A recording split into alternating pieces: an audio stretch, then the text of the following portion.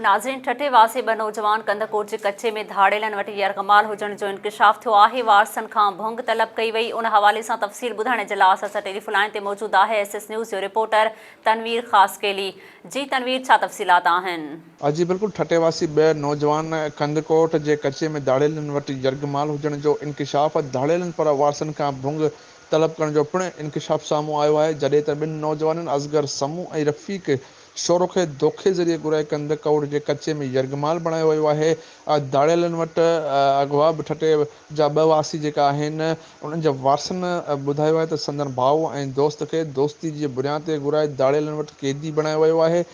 हिननि सिंध हुकूमत खां घुर कई आहे त संदन बाज़ियाबी लाइ क़दम खणे। ॿिए पासे कंदकोट पुलिस वारसनि सां राब्तो कंदे संदन ॿिनि नौजवाननि जी बाज़ियाबी जी ख़ातिरी पिणु कराई आहे। जी नाज़रीन, असांजे चैनल खे लाइक ऐं सब्सक्राइब करणु न विसारींदा। ॾिसंदा रहो सिर्फ़ SS न्यूज़।